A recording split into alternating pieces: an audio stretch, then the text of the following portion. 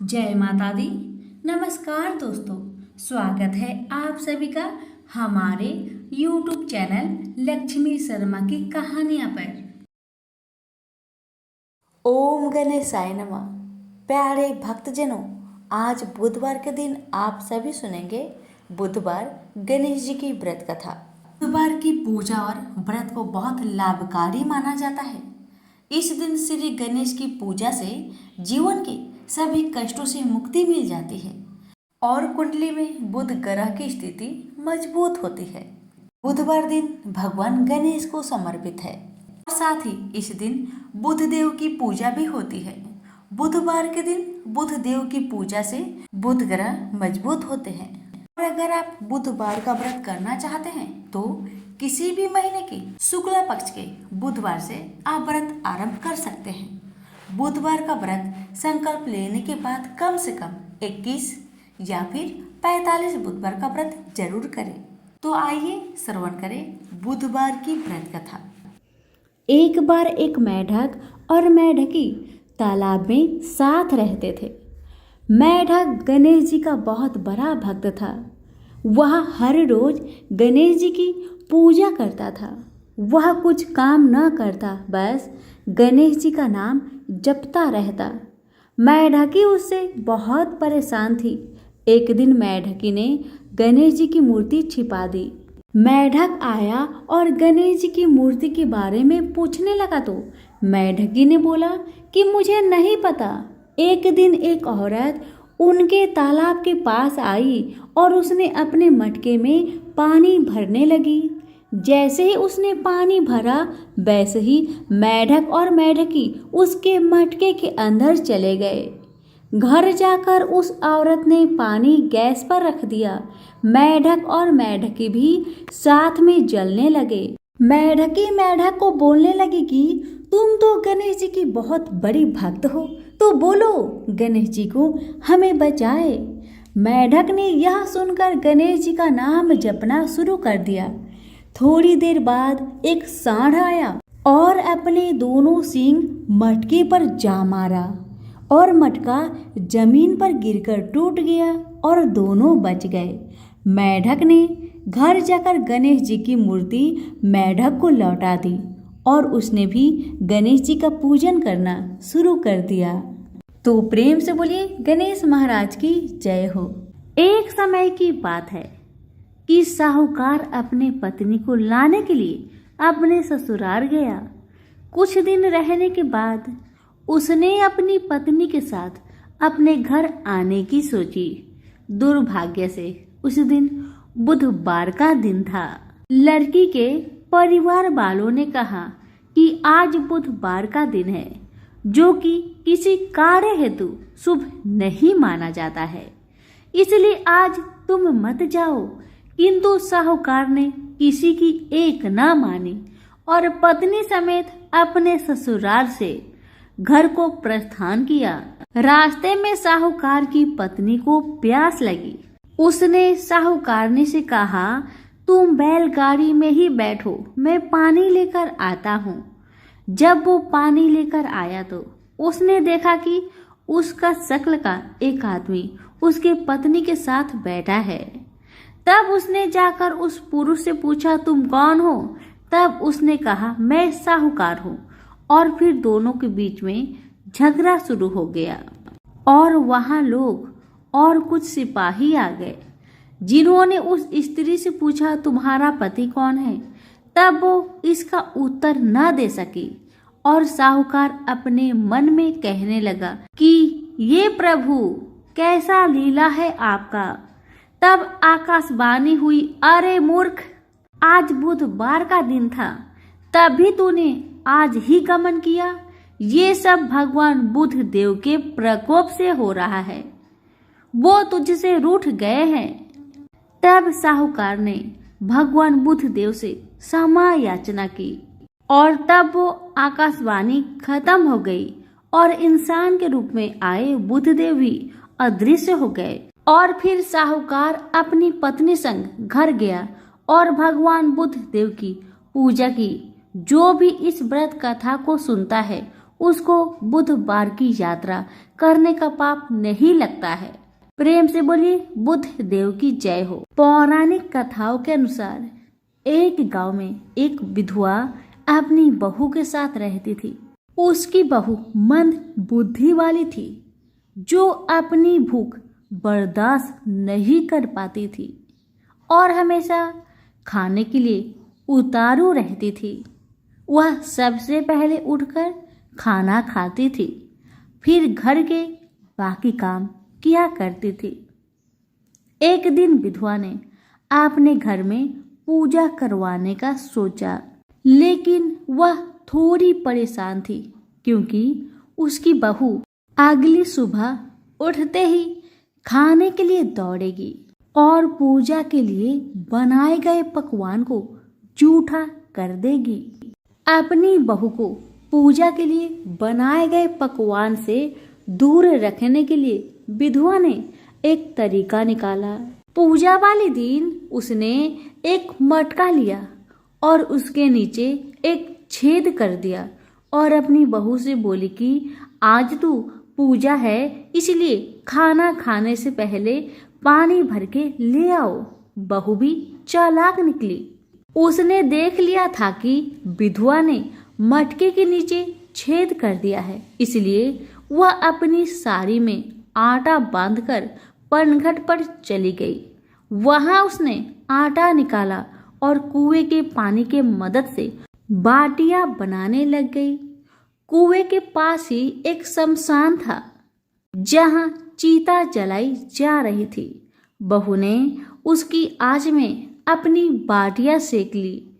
उसकी बाटियां सूखी थी तो वह पास में ही गणेश भगवान का एक मंदिर था।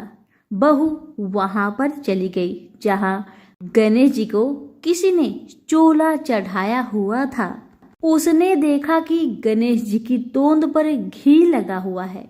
उसने उस घी को अपनी बाटी पर लगा लिया और उसका भोग गणेश जी को लगाकर वह बाटी खा ली और बहू घर वापस चली आई। बहू की इस हरकत पर गणेश जी को बहुत गुस्सा आया और उन्होंने गुस्से में अपने नाक पर उंगली चढ़ा लिया। जब गांव वाले ने देखा कि गणेश जी ने अपने नाक के ऊपर उंगली चढ़ा लिया है तो उन्हें मनाने के लिए बहुत जद्दोजहद किया गया, लेकिन गणेश जी ने अपनी उंगली वापस नहीं उतारी।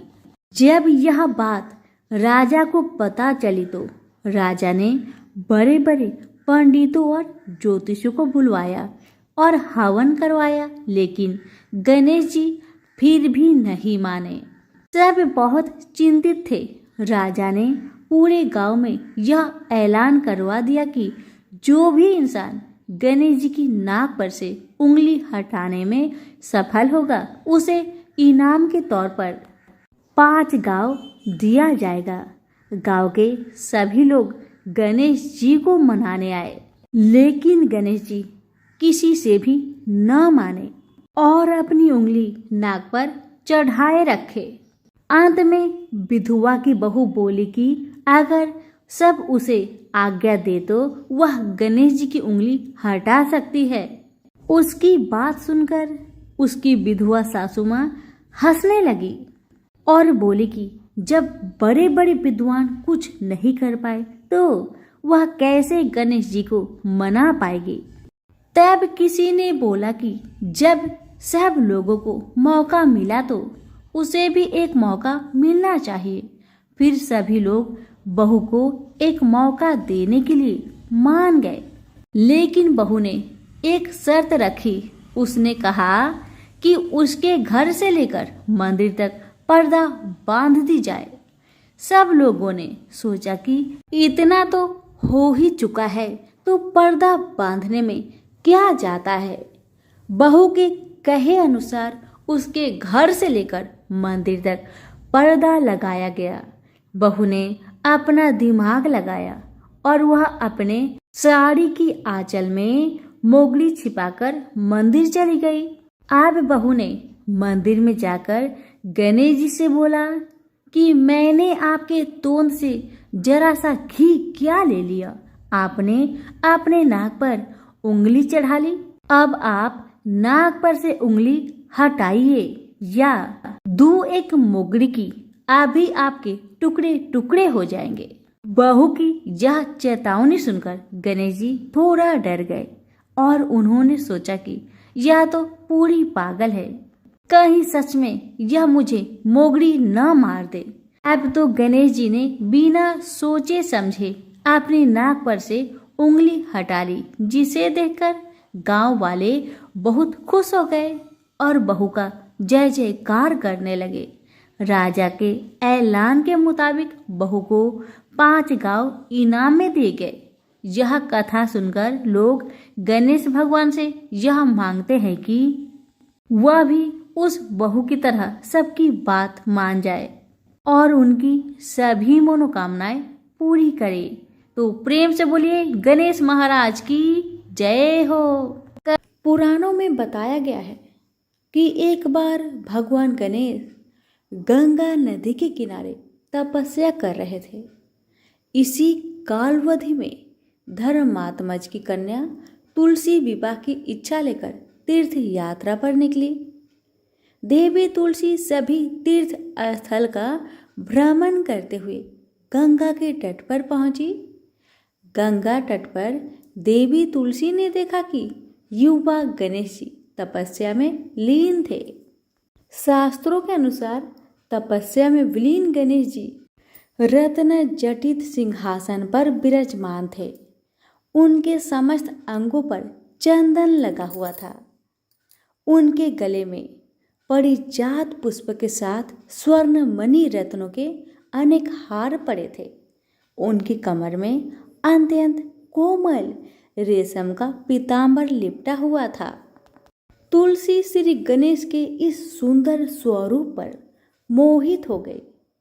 उसके मन में गणेश से विवाह करने की इच्छा जागृत हुई। तुलसी ने विवाह की इच्छा से उनका ध्यान भंग किया। तब भगवान श्री गणेश ने तुलसी द्वारा तप भंग करने को अशुभ बताया और तुलसी की मनसा जानकर स्वयं को ब्रह्मचारी बताकर उसके विवाह प्रस्ताव को नकार दिए।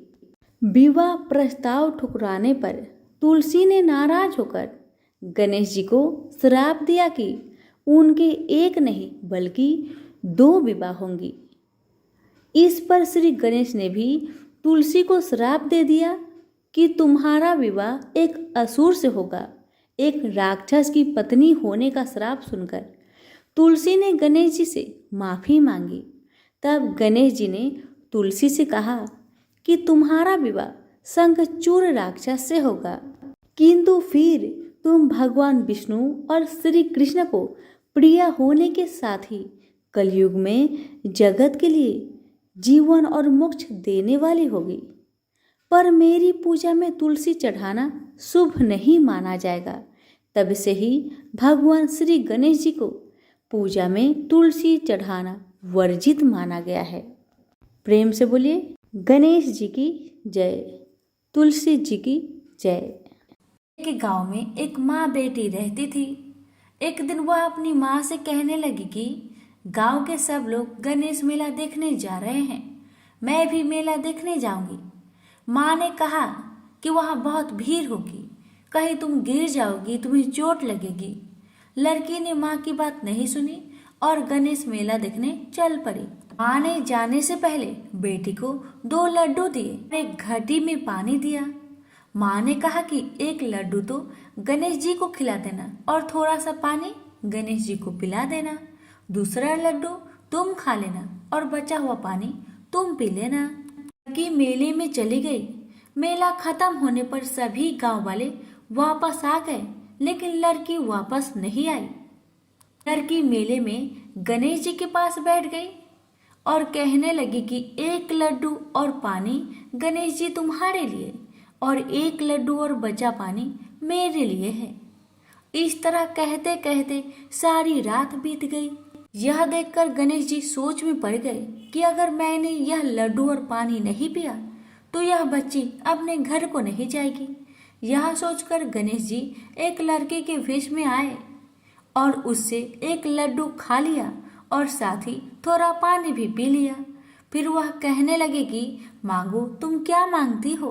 लड़की मन में सोचने लगी कि क्या मांगू, अन्न मांगू या धन मांगू, या अपने लिए अच्छा वर मांगू, या खेत मांगू या महल मांगू। वह मन में सोच ही रही थी। गणेश जी ने उसके मन की बात को जानकर उनसे कहने लगे, लड़की, तुमने जो अभी मन में सोचा वो सब कुछ तुम्हें मिलेगा। तुम अपने घर को जाओ। लड़की घर पहुंची तो माँ ने पूछा कि इतनी देर कैसे हो गई। बेटी ने कहा कि आपने जैसा कहा था मैंने वैसा ही किया, और देखते ही देखते जो भी लड़की ने सोचा था वह सब कुछ हो गया। प्रेम से बोलिए गणेश भगवान की जय। कि एक बार पथवारी माता, पाल माता और विनायक जी में झगड़ा हो गया। सब वो आपस में अपने आप को श्रेष्ठ बता रहे थे, बड़ा बता रहे थे। इतने में उनके सामने से एक लड़का जा रहा था जो कि ब्राह्मण का लड़का था। उस ब्राह्मण के लड़के को देखकर पाल माता, पथवारी माता और गजानन जी ने उसे रोका और कहा, ए लड़का, हमारा न्याय करके जा। तो लड़का बोला, हे भगवान, मैं कल वापस आऊंगा, तब आप सबका न्याय कर दूंगा। ब्राह्मण का लड़का बहुत चतुर था। उसे पता था अगर भगवान के बारे में कुछ गलत कह दिया तो मुझे बहुत दुख उठाना पड़ सकता है। इसी कारण से ब्राह्मण का लड़का चुपचाप वहां से चला गया और अपने माँ से सारा कहानी बताया कि माँ, मैं जब रास्ते से जा रहा था वहां पर पाल माता, पथवारी माता और विनायक जी अपने आप में लड़ रहे थे। पाल माता कह रही थी मैं बड़ी हूँ, विनायक जी कह रहे थे मैं बड़ा हूँ, पथवारी माता कह रही थी मैं बड़ा हूँ। इसी बात को लेकर दोनों माता और विनायक जी मुझे बुलाए और कहने लगे, हमारा न्याय करता जा। लेकिन मैं बहाना बनाकर इतना कहकर आया, मैं कल आपका न्याय कर दूंगा। माँ, अब तुम बताओ मैं उनका न्याय कैसे करूं, बताओ माँ। बेटे की बात सुन माँ ने कहा, बेटा ध्यान से सुनो, जब कल पथवारी माता, पाल माता और विनायक जी के पास जाओगे तब सभी को बड़ा बता देना। लड़के ने कहा, ठीक है माँ, जैसा तुमने कहा मैं वैसा ही करूँगा। दूसरे दिन लड़का वहां पर चला गया जहाँ दोनों माता और विनायक जी रहते हैं। ब्राह्मण का लड़का सबसे पहले पाल माता से बोला, हे पाल माता, आप बड़ी हैं क्योंकि हर व्यक्ति आता है और स्नान ध्यान करके शुद्ध होकर जाता है और आप सबकी रक्षा करती हैं, इसलिए आप बड़ी हैं। अब ब्राह्मण लड़का गया पथवारी माता के पास और कहने लगा, हे माता, आप सबसे बड़ी हैं क्योंकि जितने भी तीर्थ धर्म ध्यान कर ले पर आपकी पूजा किए बिना उनका कार्य पूर्ण नहीं होता। आप जीवित को भी तारती है और मरने के बाद भी उद्धार करती है। ये पथवारी माता पथ की धारणी, इसलिए आप बड़ी है। अब विनायक जी की बारी आया तो लड़का बोला, हे भगवान, सबसे पहले शुभ काम में आपको ही मनाया जाता है। आपको ध्याए बिना कोई काम सिद्ध नहीं होता, इसलिए हे विनायक जी आप बड़े हैं। माता, पथवारी माता और विनायक जी लड़के की चतुराई पर बहुत प्रसन्न हुए और बोले, हे लड़के, तुमने तो हम सबको ही बड़ा कर दिया। हम सब तुमसे बहुत प्रसन्न हैं, इसलिए जा हम तुम्हें आशीर्वाद देते हैं कि तुम सदा सुखी रहो। और उसके साथ ही पथवारी माता, पाल माता और विनायक जी ने जौ के 2-4 दाने उसके अंगोछे में डाल दिया। जौ के दाने को देखकर लड़का सोचने लगा, तो घाटे का सौदा हो गया।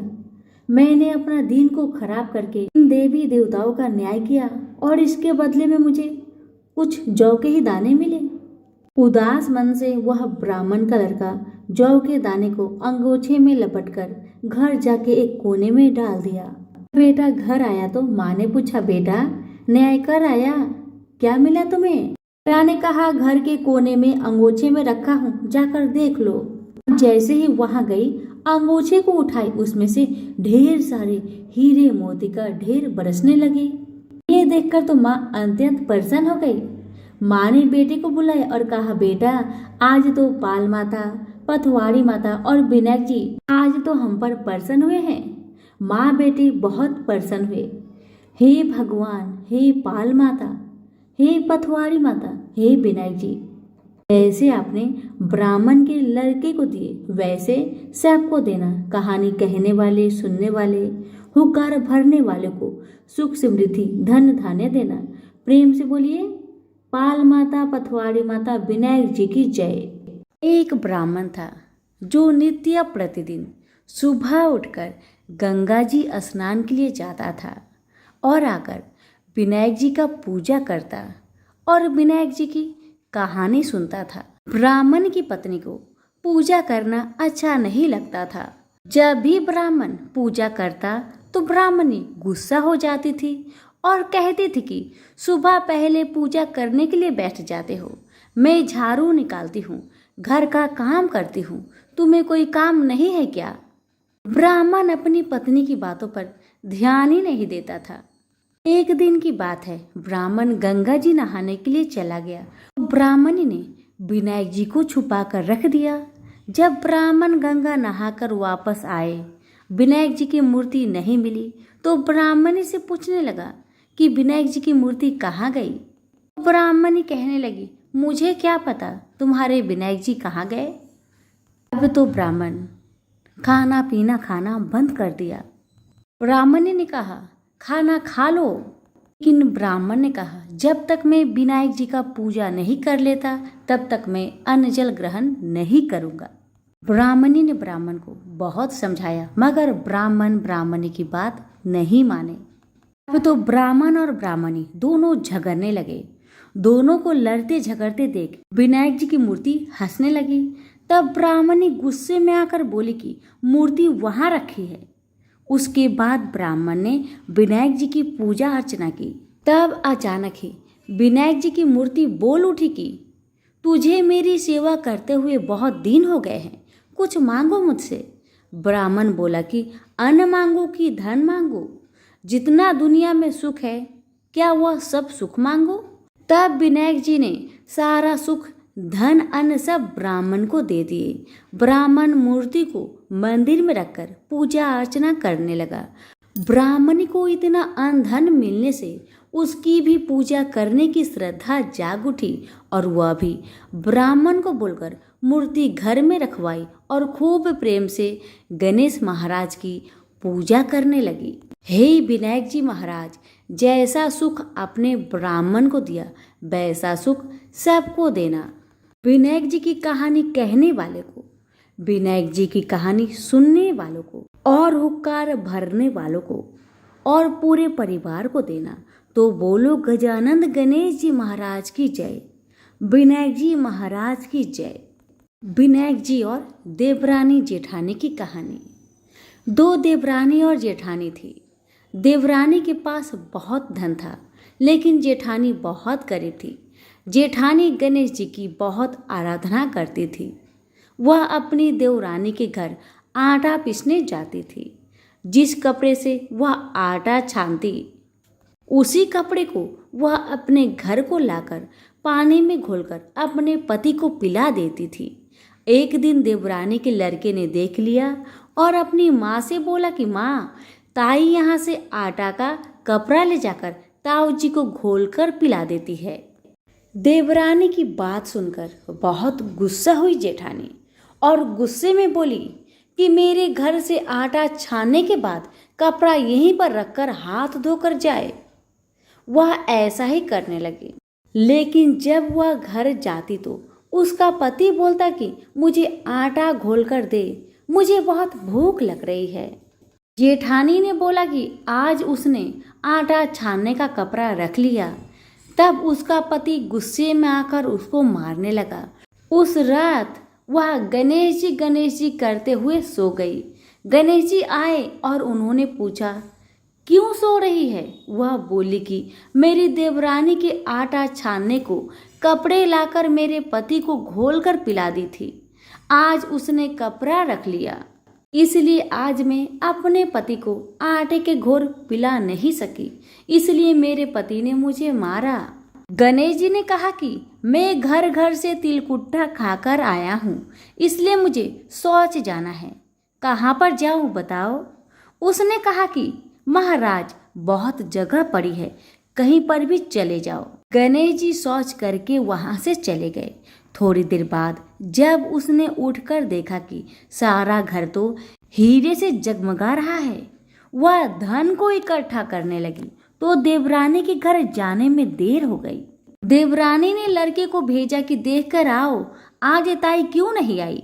लड़के ने आकर देखा कि ताई के घर में तो बहुत सारा धन हो रहा है।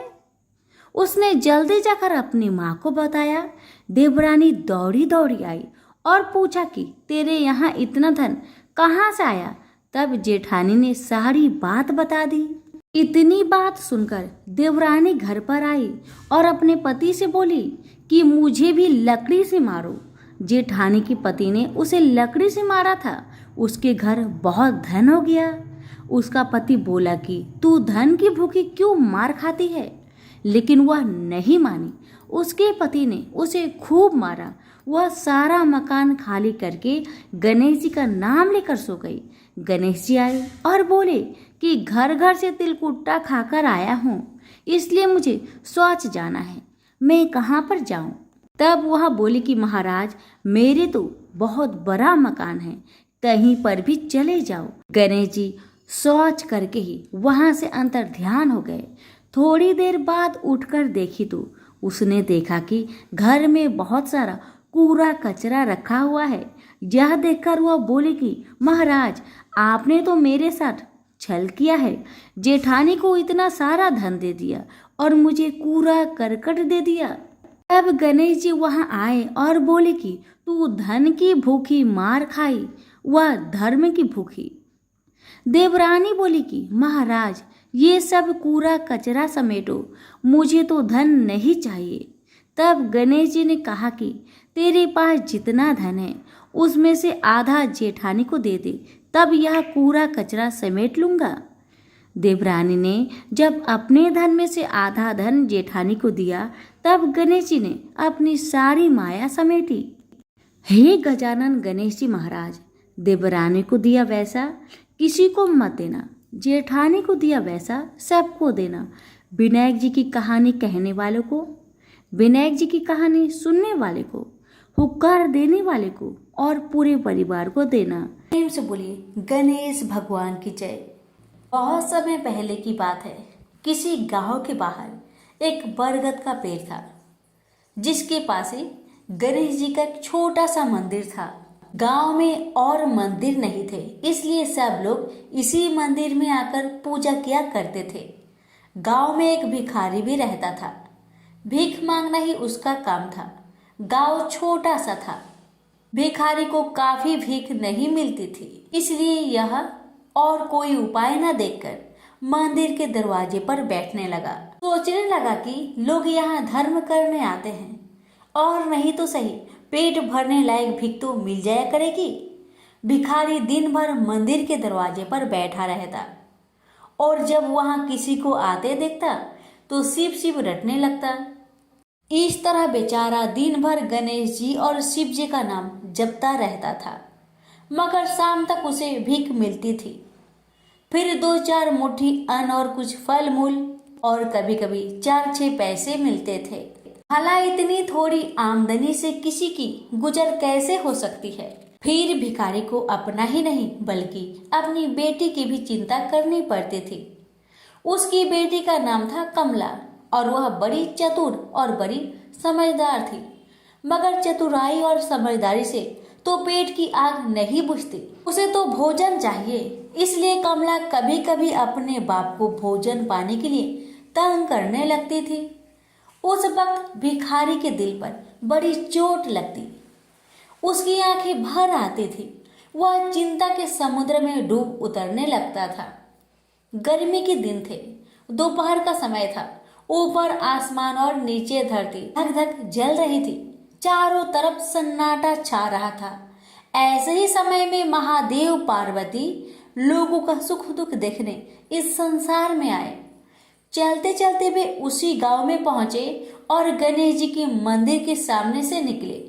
भिखारी उन्हें आते देख ओम नमः शिवाय, ओम नमः शिवाय की रटना रटने लगा। भिखारी की यह हालत देख पार्वती जी को बड़ी दया आई। उन्होंने महादेव जी से कहा, भगवान, इस भिखारी की तरफ भी तो देखिए, बेचारा कितना दुखी है। देखिए तो कितने प्रेम से आपका नाम जप रहा है, और आप भगवान कितने कठोर है। आपको क्या इस भिखारी पर दया नहीं आई? मैंने सुना था कि लोग बड़े पापी हो गए हैं, वो देवताओं का पूजा नहीं करते, मगर नहीं, आज मुझे मालूम हुआ कि इसमें उनका कोई अपराध नहीं, सब तो देवताओं का अपराध ही है।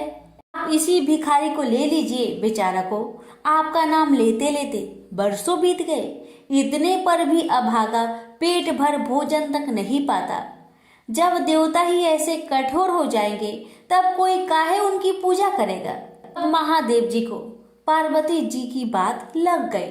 भगवान बोले, देवी आप असल बात क्या है नहीं जानती, और आप जान भी नहीं सकती, क्योंकि आपका हृदय ही इतना कोमल है कि मैं कहता हूँ देवी, आप जिद ना करें, जो हो रहा है उसे होने दीजिए।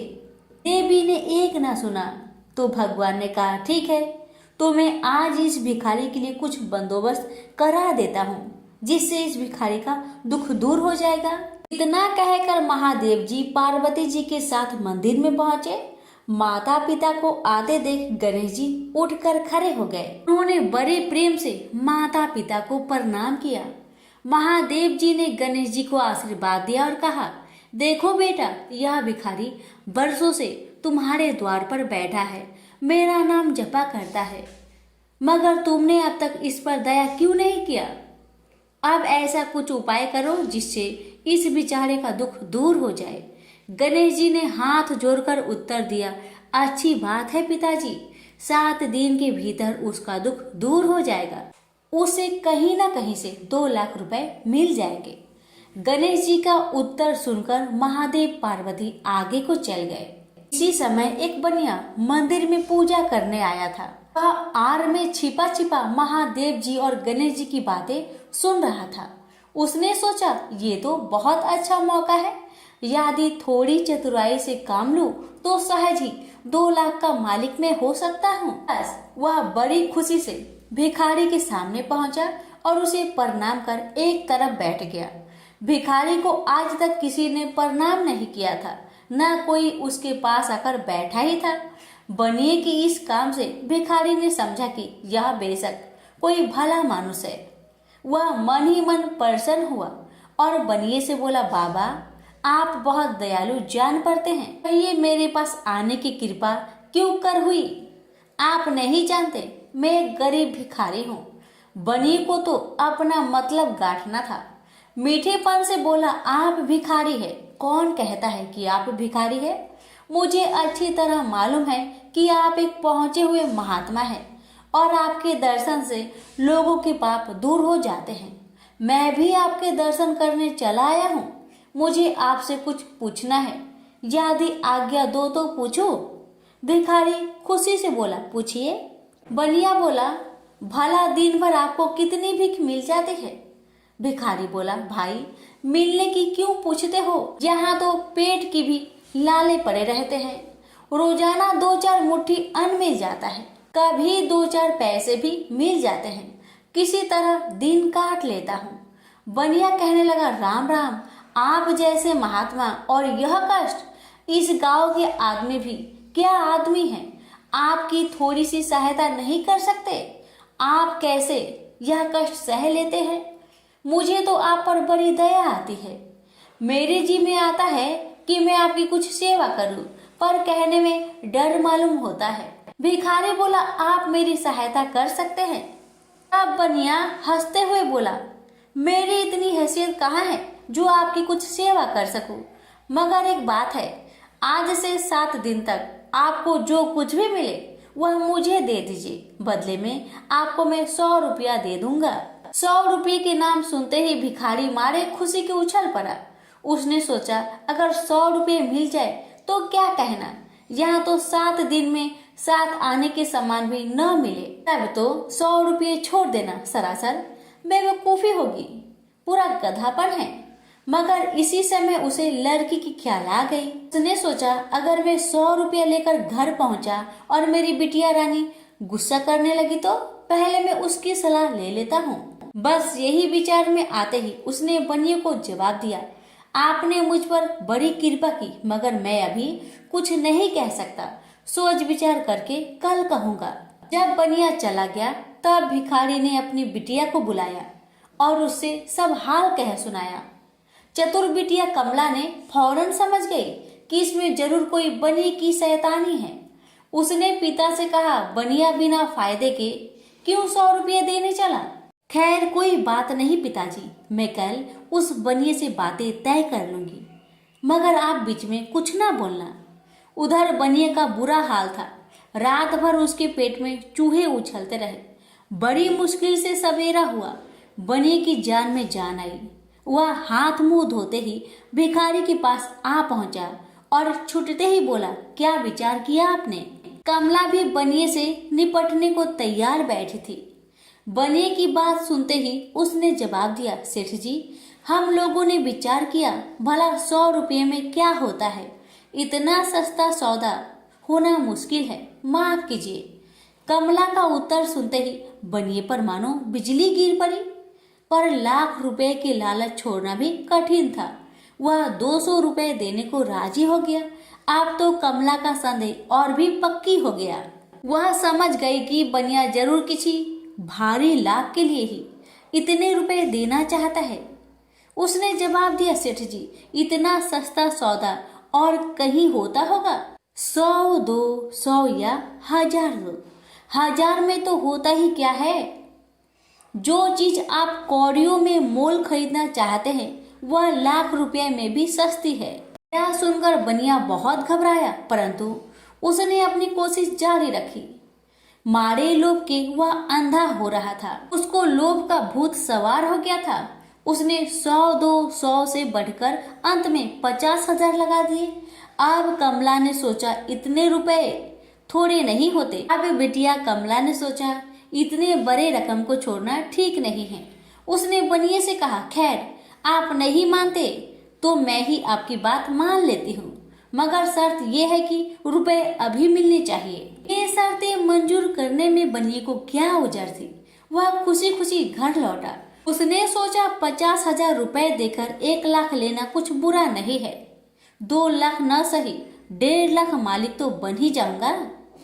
आहा, मेरी तकदीर भी कितनी चोखी है। साथ ही दिन में 50,000 का लाभ हो गया। उसने घर आते ही भिखारी के पास 50,000 रुपए भेज दिए। अब बनिया हर रोज भिखारी के पास आता और उसकी दिन भर की भीख घर ले आता। इस तरह 6 दिन बीत गए। अब तो बनिए को बड़ी फिक्र हुई। 7वें दिन वह फिर गणेश जी के मंदिर में पहुंचा। उसने देखा कि आज फिर महादेव पार्वती मंदिर में पधारे हैं। बस वह दीवार से कान सटा उनकी बातें सुनने लगा, मगर यह क्या, उसका कान दीवार में चिपक गया। उसने कान छुड़ाने की बहुत कोशिश की, पर कान टसमस न हुआ। तब वह दाहिने हाथ की सहायता से कान छुड़ाने लगा। इतने में हाथ भी दीवार में चिपक गया।